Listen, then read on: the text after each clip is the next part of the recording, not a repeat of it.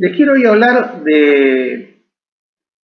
también de un rey. El jueves pasado estuvimos reflexionando sobre el rey Josafat y de él aprendimos acerca de la oración desesperada.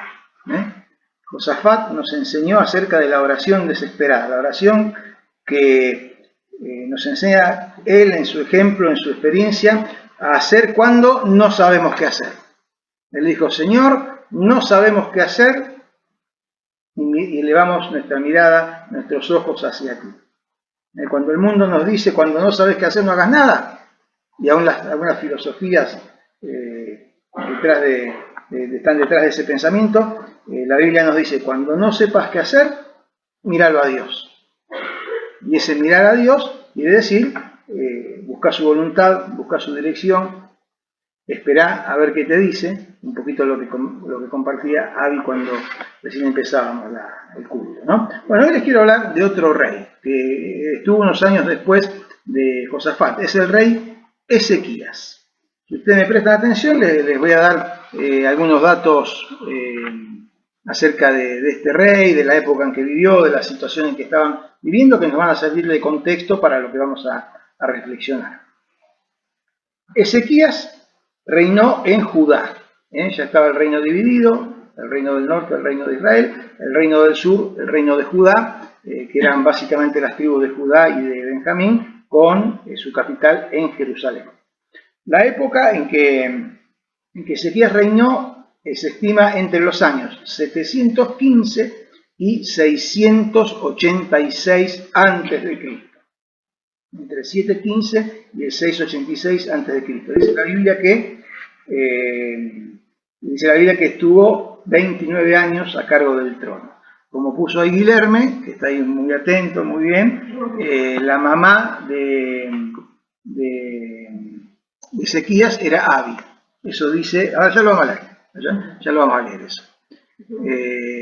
Bueno, en esa época, la potencia política y militar en toda esa región, ustedes ya saben que en esa época había imperios, ¿no? O sea, había reinos, cada reino chiquitito, un poquito más grande, pero era la época de los grandes imperios que se imponían por sobre los demás. En esa época la potencia dominante era Asiria. En ese momento el imperio asirio era el que se estaba extendiendo, el que se estaba expandiendo.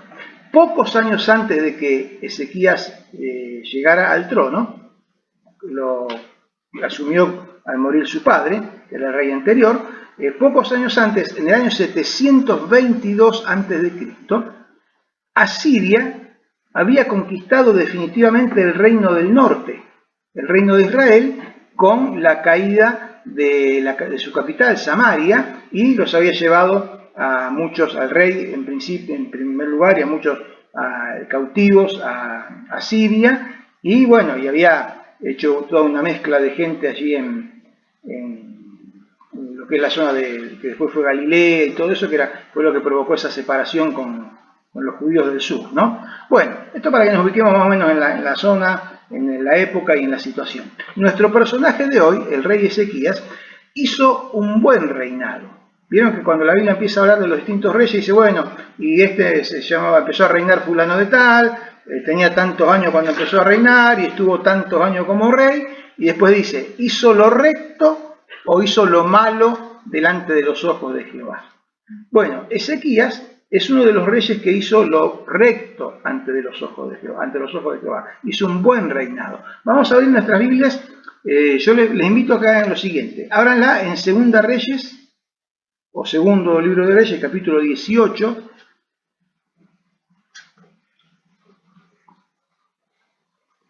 Por un lado busquen ahí, pero también tengan marcado en el segundo libro de Crónicas, pongan un papelito, pongan algo ahí para tener marcado también, en el segundo libro de Crónicas, 29, 30, 31, por ahí. Porque vamos a ir yendo y viniendo entre Reyes y Crónicas. Fíjense lo que dice Segunda de Reyes 18, del 1 al 3.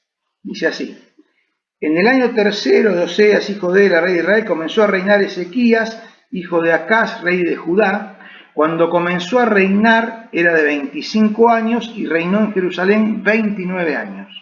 El nombre de su madre fue Abi, hija de Zacarías. O sea que no era Abi, porque está Abi de acá, hija mía. El nombre de su madre fue Abi, hija de Zacarías. Hizo lo recto, Ezequías hizo lo recto ante los ojos de Jehová, conforme a todas las cosas que había hecho su padre, y empieza a describir qué consistía eso recto que hizo, ¿no? Y entonces, ¿qué pasó? Buscamos unos versículos más adelante. Dice el versículo 7 que Jehová estaba con él. Esta era una cosa recurrente. Cuando el rey hacía lo recto delante de los ojos de Dios, obviamente que el Señor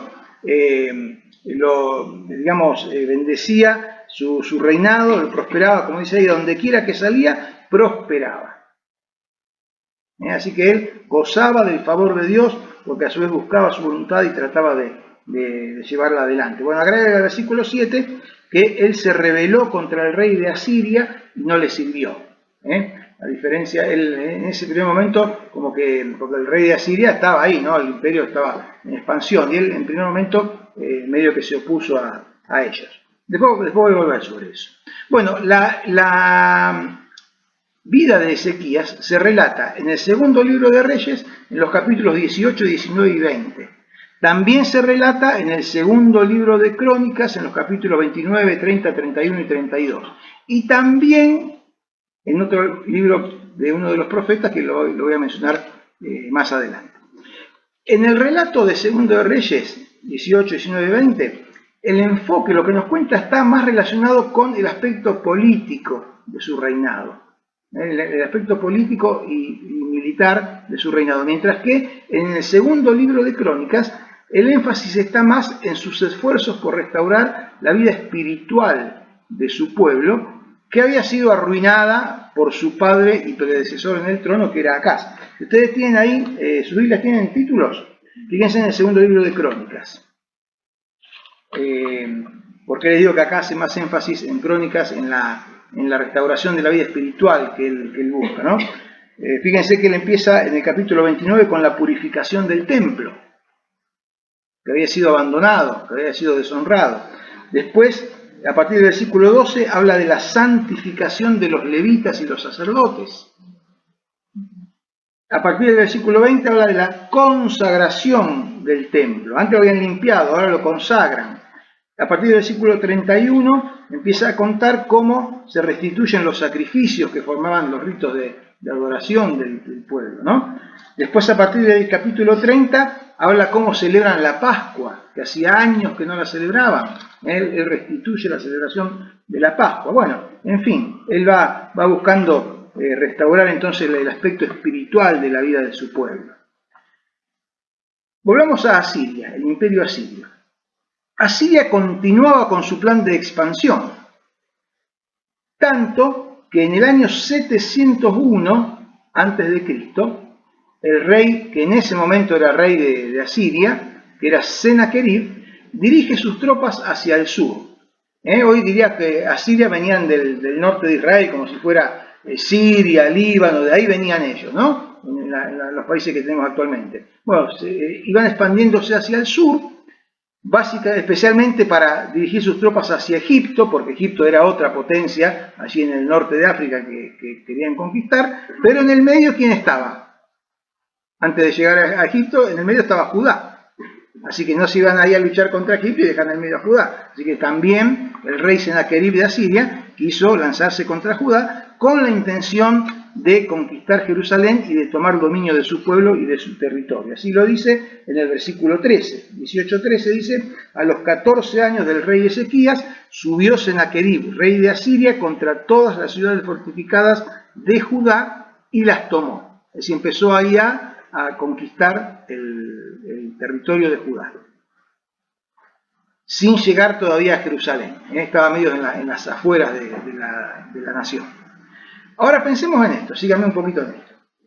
Si bien Ezequías estaba llevando adelante un buen reinado, su poderío económico y militar no podía compararse con el de los asirios, que era la gran potencia de la época, era el imperio, por lo que el avance de los asirios contra ellos encendió todas las alarmas y todos los temores entre los judíos y obviamente a su rey Ezequías. Cuando empezaron a venir, empezaron a conquistar las ciudades de los alrededores, de las fronteras, ciudades fronterizas, y empezaron a avanzar, bueno, todas las alarmas y los temores se encendieron para Ezequías y para su pueblo. Sennacherib, que era el rey de los asirios, empezó con una estrategia de amedrentamiento. Él los quiso atemorizar, les quiso infundir miedo, esperando quizás una pronta rendición de parte de Ezequías, sin tener que llegar a lo mejor a una guerra demasiado desatada para con ellos. Así fue que el rey de Asiria envió a altos funcionarios de su gobierno, que lo menciona en el versículo 17, fíjense, después el rey de Asiria envió contra el rey Ezequías, ¿a quienes envió? Estos no son nombres, sino son títulos que tenían en el imperio asirio. El Tartán, el Rabsaris y el Rabsaces, con un gran ejército. Los mandó para que fueran a amedrentar, a infundir miedo a Ezequías. En definitiva, para exigir a Ezequías que se entregue, que se rinda. Como Ezequías se resistía, mandó cartas después por medio de embajadores. Esto está en el capítulo 19, versículo 9. Fíjense. El rey había pasado ya para pelear en Egipto, la zona de Egipto, de Etiopía, ¿no? Y oyó decir que Tirarca, rey de Etiopía, había salido para hacerle guerra. Entonces volvió el rey y envió embajadores a Ezequías a decirle lo mismo que le venía diciendo. Entregate, no te conviene, porque vos, si esperás que los egipcios te ayuden, los egipcios no sirven para nada, vos no tenés poder, no tenés ejército que pueda oponerse, y tu Dios es un Dios que no sirve para nada. Palabra más, palabra menos, eso es lo que le dijo a nosotros. Todos los pueblos que conquistamos tienen sus dioses, y no hay Dios que me pueda detener. Le mandaba a decirle Sennacherib primero por medio de esos 3 altos funcionarios que fueron a hablar. Y después, meses más tarde, por medio de sus embajadores, que le llevaron estas cartas a él para amedrentarlo. En esas cartas hablaba en contra del rey Ezequías, hablaba en contra de Egipto por si tenía alguna esperanza de ser ayudado por ellos, y blasfemaban en contra de Jehová y elevaban el tono de sus amenazas. Bien, este es todo el planteo. En el estudio anterior sobre Josafat y su oración desesperada, nos habíamos preguntado si, tal como hacía Josafat, porque estas preguntas ya nos empezamos a meter nosotros en la cuestión, ¿no? Para pensar en nosotros y en nuestra situación. El jueves pasado nos preguntamos si Josafat, en la situación que vivía, y hoy en esa misma situación ponemos al rey Ezequías, que era un buen rey y buscaba agradar a Dios, nos preguntábamos si buscar a Dios, si andar en su camino, que entiendo que son cosas en las cuales nosotros estamos involucrados, ¿no? Buscar a Dios, andar en su camino, tratar de hacer su voluntad. Bueno, eso, el estar en eso, no bloquea la posibilidad de sufrir este tipo de ataques peligrosos, perjudiciales, como los que sufrieron ellos, y hermanos como los que a veces sufrimos nosotros también, no ataques de guerra con un ejército que viene contra nosotros, pero a nivel moral y espiritual también recibimos ataques, ¿no es cierto? Entonces por eso estamos reflexionando en todo esto. Entonces, el estar en las cosas de Dios y buscarlo, etc., no bloquea la posibilidad de recibir este tipo de ataques y amenazas. Bueno, evidentemente, Dios mismo por medio de su palabra nos muestra que no necesariamente bloquea la posibilidad de que estos ataques lleguen. Es tan cierto como eso, el hecho de que muchas veces, y muchas más veces de las que nos damos cuenta, Dios nos guarda y Dios nos libra de situaciones peligrosas y perjudiciales, ¿o no? ¿Cuántas veces miramos a nuestro alrededor o miramos atrás y decimos, de la que me sacó el Señor, de la que me guardó? Todos los días. Pero no quiere decir que sea así siempre, porque Dios tiene sus propósitos y tiene sus maneras de conducirnos a ellos, y quizás eso pueda incluir permitir que seamos atacados.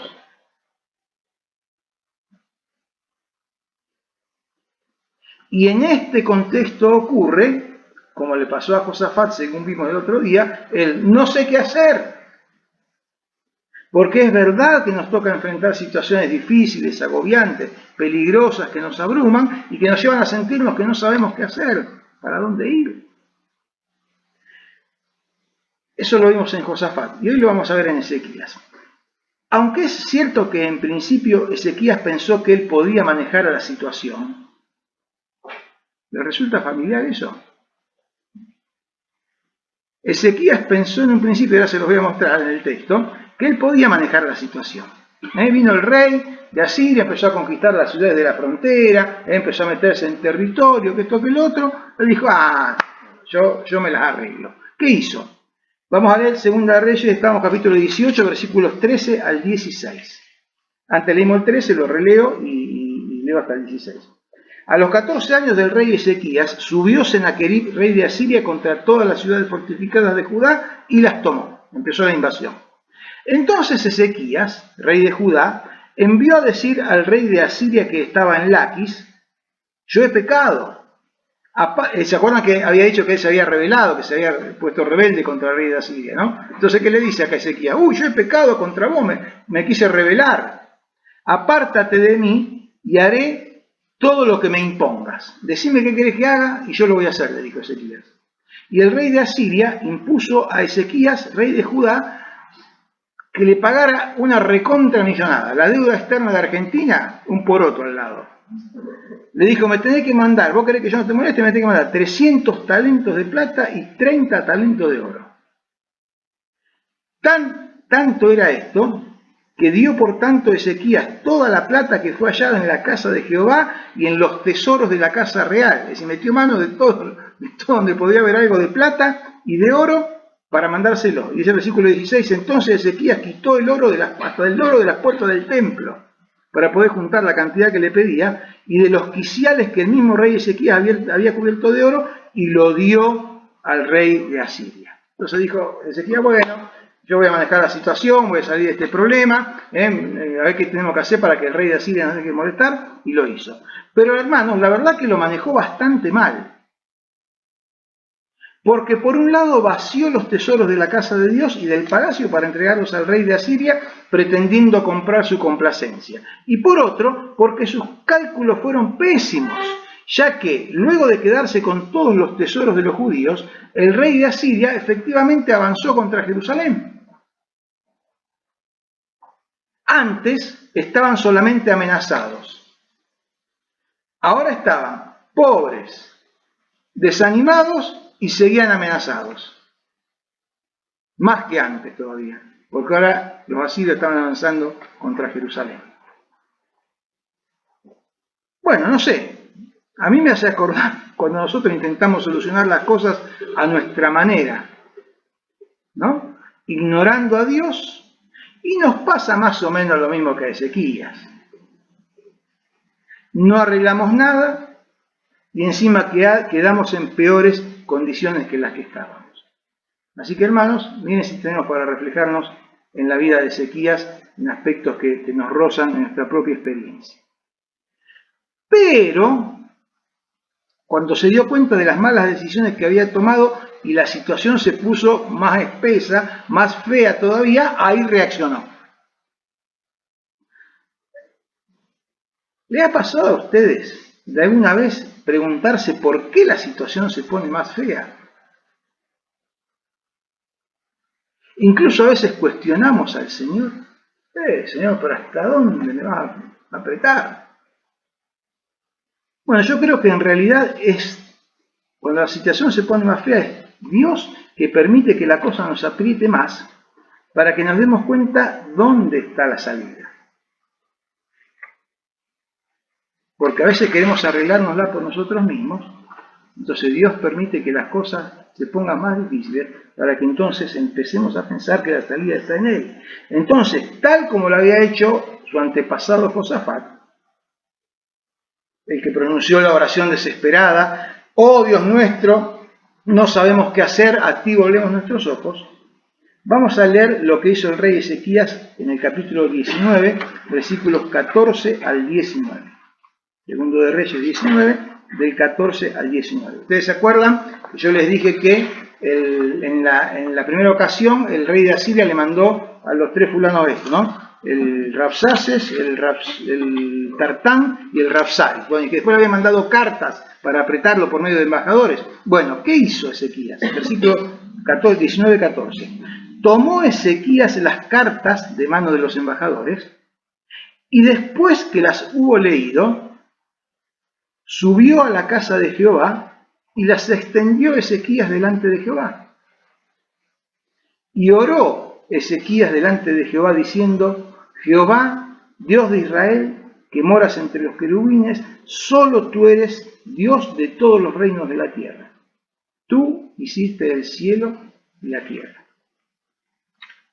Inclina, oh Jehová, tu oído y oye. Abre, oh Jehová, tus ojos y mira. Y oye las palabras de Sennacherib, que ha enviado a blasfemar al Dios viviente.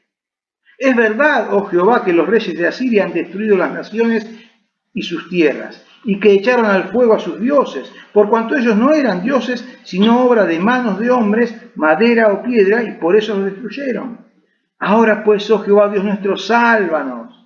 Sálvanos, te ruego de su mano, para que sepan todos los reinos de la tierra que solo tú, Jehová, eres Dios. ¿Qué hizo entonces Ezequías? Bueno, hermanos, pensemos qué podemos hacer nosotros en situaciones como estas, ¿no? Bueno, fue al templo. El templo era el lugar al que acudían a orar. Vieron que dice: tú, Jehová, que habita entre los querubines. Bueno, porque ellos tenían la diferencia de nosotros, que decimos Dios está con nosotros y habita en nosotros por medio del Espíritu Santo. Ellos tenían la idea de que para ir a hablar con Dios, el lugar indicado era el templo. El templo representaba la presencia de Dios entre ellos, ¿no? Entonces él fue al templo, y fue al lugar donde acudían a orar, es decir, tomó conciencia de que necesitaba a Dios. Aún habiendo metido la pata en cómo decidió encarar la situación, tomó conciencia de que necesitaba a Dios. ¿Qué más hizo? Dice que extendió las cartas delante de Dios. Dijo: Señor, acá está. Mirá el problema que tengo, mirá el problema que tenemos. Este es. Extendió las cartas que le había mandado el rey asirio delante de Jehová. Presentó el problema a Dios y reconoció su incapacidad para enfrentarlo. Nos habla de humildad delante de Dios, ¿no? Señor, te necesito, pero no solo te necesito, sino que me doy cuenta que fuera de vos no hay solución. ¿Y qué hizo después? Oró. Oró pidiendo ayuda de Dios. ¿Qué hacemos nosotros cuando nos encontramos en alguna situación asimilable a esta? Bueno, hermanos, una vez más, aprendamos de Ezequías. Hasta acá, una situación que podemos comparar con la de Josafat y la oración desesperada, ¿no? Porque la situación hasta acá es muy semejante. Y es importante para que lo aprendamos y lo incorporemos como práctica de nuestra vida. Pero ocurre algo muy interesante en el caso de Ezequías. Y acá viene la diferencia. Porque esta no es la oración desesperada, sino que tiene otro título, que ya les voy a decir cuál es. En este tiempo del reinado de Ezequías, ejercía su ministerio el profeta Isaías, tan conocido por nosotros, que escribió ese libro, uno de los más largos del Antiguo Testamento. Al profeta Isaías, el rey lo conocía muy bien. Tal es así que en el libro de Isaías, en los capítulos 36, 37, 38 y 39, también está contada la vida de Ezequías. Así que Ezequías está en Segundo de Reyes, en Segundo de Crónicas y en Isaías, porque tanto se conocían que Isaías también escribió acerca de esto en su libro. ¿Qué es lo distinto que ocurrió? ¿Que conocía a Isaías? No, no es eso lo distinto. Ante esta situación tan complicada y desesperante con que se estaba enfrentando, el rey Ezequías se da cuenta de que lo mejor que podía hacer, escuchen hermanos, lo que hizo Ezequías, él se dio cuenta que lo mejor que podía hacer es no asumir él solo la responsabilidad y la carga de la situación y de buscar él solo la ayuda y la dirección de Dios, sino que hizo algo más. ¿Quieren saber qué más hizo Ezequías y que nos añade un nuevo ingrediente para nuestra experiencia? Bueno, para saberlo tenemos que ir al libro de Segundo de Crónicas. Así que ahí vayan, agarren la marquita que hicieron y vamos al segundo libro de Crónicas, capítulo 32. Y fíjense lo que dice el versículo 20. Ezequías no se cargó solamente él la carga y la responsabilidad y de buscar la dirección de Dios. Fíjense lo que dice segundo de Crónicas 32, 20. Dice, mas el rey Ezequías y el profeta Isaías, hijo de Amós, oraron por esto y clamaron al cielo.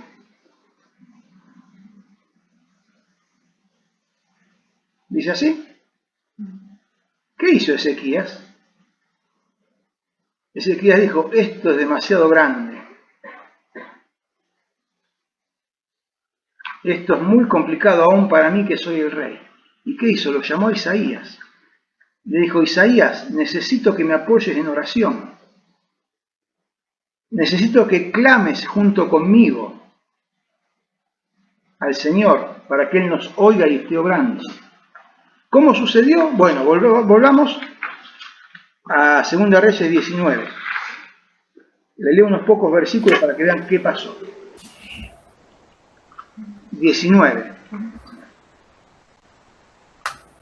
Cuando el rey Ezequías lo oyó, todo lo que le mandaba decir Sennacherib, rasgó sus vestidos, se cubrió de cilicio y entró en la casa de Jehová y envió a Eliaquín su mayordomo, a Sebna escriba y a los ancianos de los sacerdotes, cubiertos de cilicio, ¿a dónde los envió? Al profeta Isaías, hijo de Amós, para que le dijesen, así ha dicho el rey Ezequías, este es día de angustia, de reprensión, de blasfemia, porque los hijos están a punto de nacer y la que da a luz no tiene fuerzas. Utiliza esa figura. Quizás oirá Jehová tu Dios todas las palabras del Rabsaces, a quien el rey de los asirios, su señor, ha enviado para blasfemar al Dios viviente y para vituperar con palabras, las cuales Jehová tu Dios ha oído. Por tanto, Isaías eleva oración por el remanente que aún queda. Es decir, Ezequías le fue a pedir a Isaías que se uniera a él en oración, que clamaran juntos a Dios por este terrible problema que estaban teniendo. ¿Se dan cuenta de la diferencia? La situación era la misma, pero acá Ezequías dio un paso más. Tuvo la humildad y la sabiduría de no pretender estar solo en esta situación. Necesitaba apoyo en oración. Necesitaba saber que Isaías también estaba clamando al Señor y que el Señor iba a escucharlo. No solo a él, sino también al ruego de Isaías. ¿Y qué pasó? ¿Qué pasó cuando estuvieron orando los dos? Bueno, volvamos a Segundo de Crónicas. Leemos estos últimos dos versículos. Segundo de Crónicas 32, arranco del 20, que fue el que mencioné antes, y leo dos más. Mas el rey Ezequías y el profeta Isaías, hijo de Amós, oraron por esto y clamaron al cielo. Y Jehová envió un ángel, la respuesta de Dios, ¿no? Envió un ángel, el cual destruyó a todo valiente y esforzado y a los jefes y capitanes del campamento del rey de Asiria. Y éste se volvió, por tanto, avergonzado a su tierra. Y entrando en el templo de su Dios, allí lo mataron a espada sus propios hijos.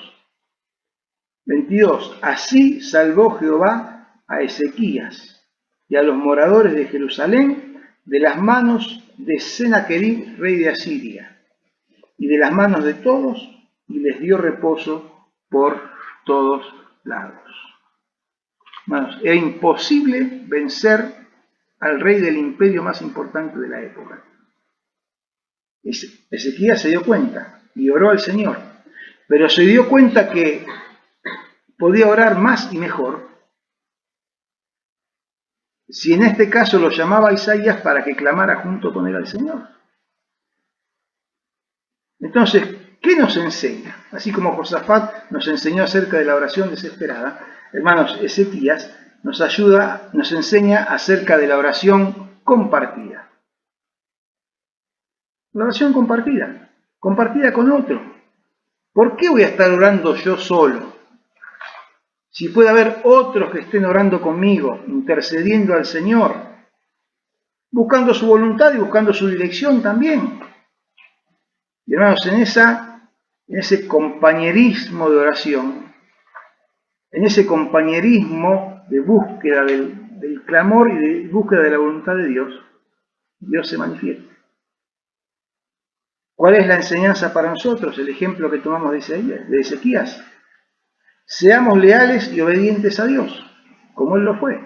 Tuvo una metida de pata, que no le resultó bien, pero enseguida se volvió al Señor. Cuando aparezcan problemas, acudamos a Dios, pero mejor de entrada, como primera opción. No busquemos tratar de solucionarlo nosotros por la nuestra, y después si no resulta ir a Dios. ¿Para qué salir lastimados?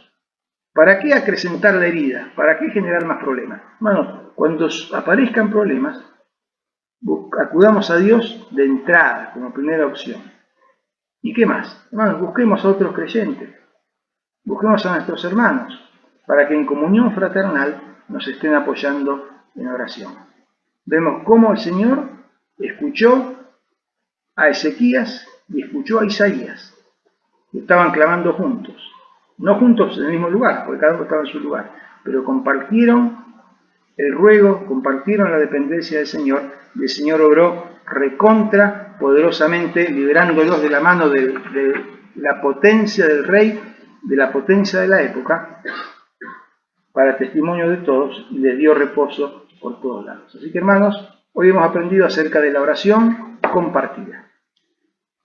Les invito a que apliquemos en nuestras vidas esta enseñanza que a través del rey Ezequías el Señor trae a nosotros. La oración compartida. Que el Señor nos bendiga.